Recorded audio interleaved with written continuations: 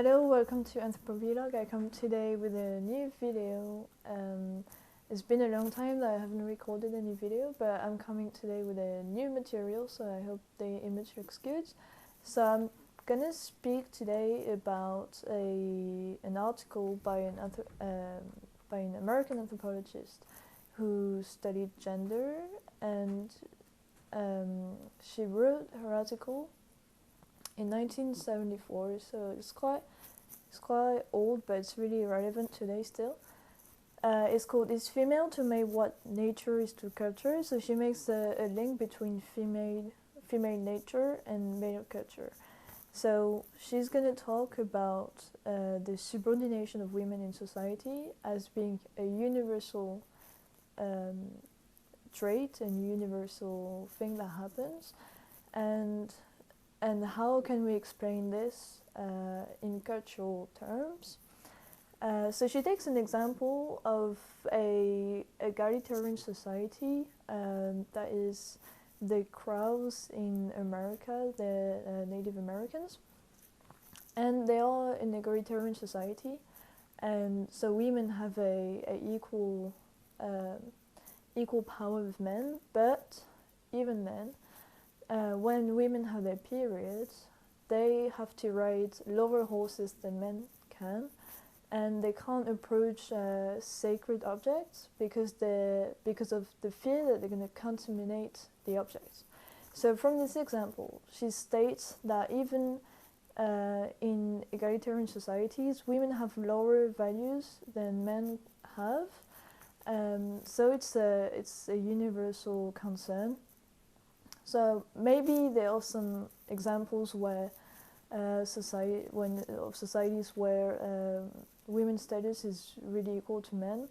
But so if you have an example of that, please put it in the comments below. But so we're going to talk about a universal or near universal phenomenon.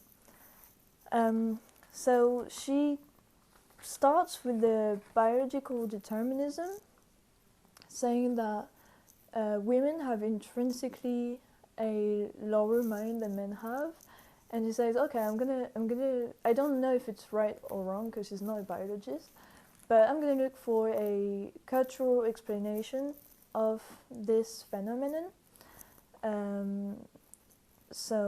And she says the reason why women are subordinated to men is because they're identified, or they're a symbol of something that is devalued in culture, that is nature.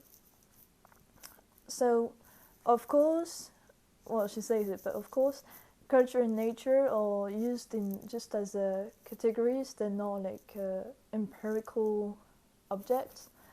There's not really a thing that is only cultural, a thing that is only natural. It's just categories. And so she starts with the body of the women, of women, saying that there are three things that, starting from the body, that explain the subordination of women. So the body of women are linked to reproduction in a way that men's bodies are not, and therefore they have a social status and social activities that are more linked to reproduction because of the body. And because of these activities that are more linked to reproduction, the human psychology is seen as closer to nature than men's. So that links back with the biological determinism, saying that they intrinsically have a lower mind. She says that because of the body, because of the social activities, she is seen as having a lower mind. So she starts with the body, saying some parts of the body of women is for reproduction, but they are not necessarily useful for the health and the stability of the woman herself. And when they are used, they are sources of discomfort, pain, and danger. So we're talking here about breasts, about comment on dit ovule? The eggs. Ovaries. Okay, we're talking about breasts, we're talking about ovaries, we're talking about periods, and we're talking about giving birth to a child. So the woman's body is dedicated to reproduction, and the man himself, he's not. So he can consecrate his life or his time to creativity, to production, thanks to symbols, thanks to technology, whereas the woman is going to create, but create a human.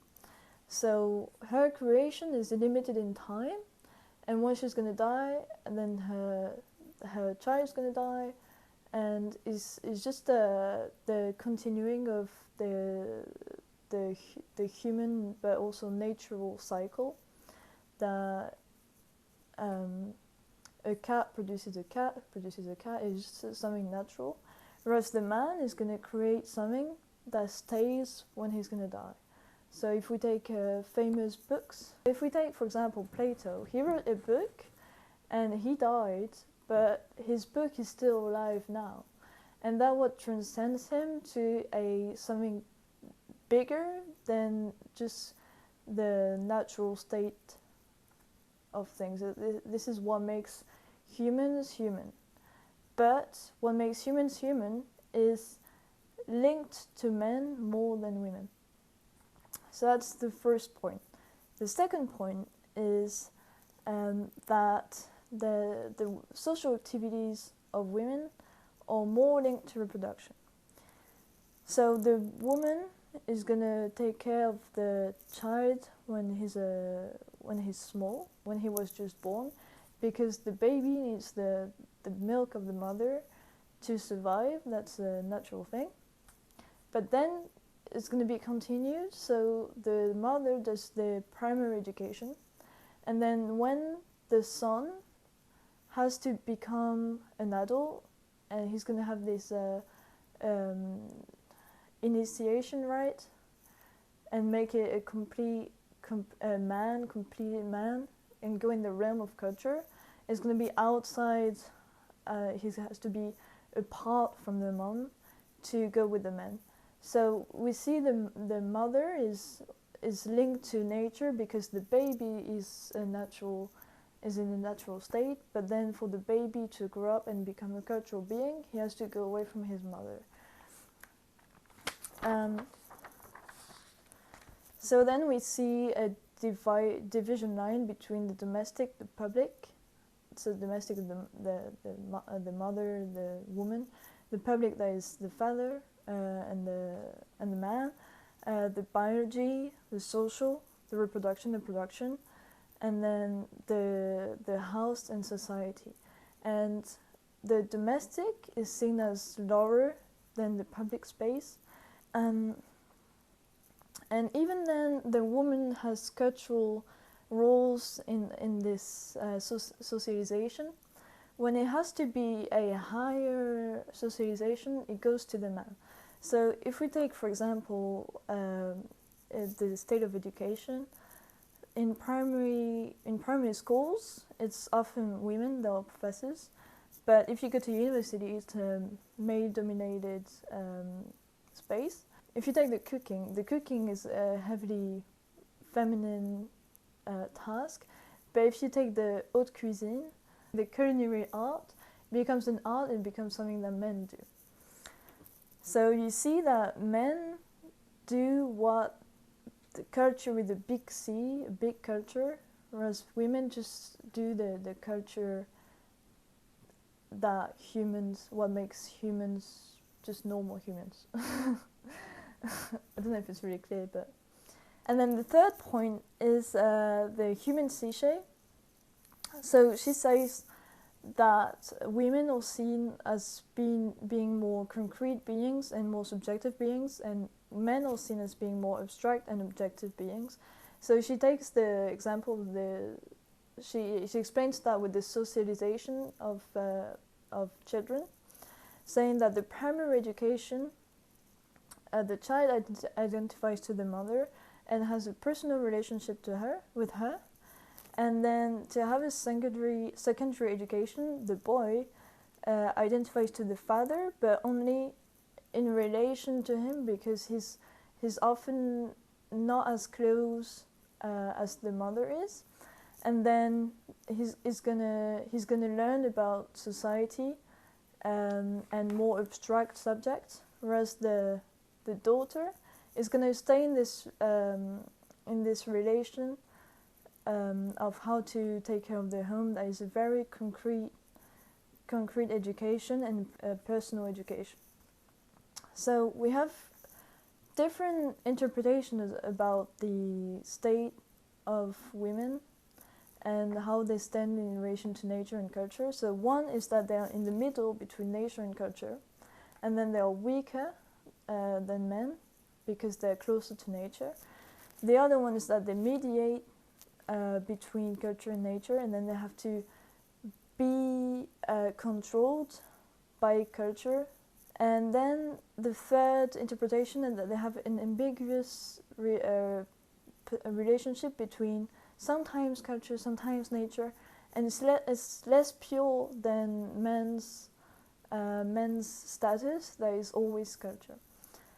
So her conclusion is that we have to change the way we think of women as being closer to nature, but also the institutions that allow women to go more into the cultural realm. And I would add to this that we also have to change the way we conceive our relationship to nature and culture. We have to see nature as being less downgraded than culture is, and put more of an equal relationship between nature and culture. We can't just always push women to be in the realm of culture and then to stop caring about nature, but invest more in nature by men as well, and then see it as more of an interaction and put it on the foot of equality. That links to the ecology, because now we realize that nature has its limits and that we can't always dominate nature, and it strikes back to us. So it's just to change the way we conceive nature and to change our relationship to it. So that is a bigger subject about the link between nature, culture, women. There's in ecofeminism, but I will come with new videos about this subject. I just wanted to put the basis about this conceptual frame of men, culture, women, nature, and just to explain why it makes sense and how we can use it. I hope you enjoyed this video. I will see you next time with another subject. And you can subscribe to my channel, put some comments, something you want to add, some examples. When you react to this video, please feel free, and see you next time.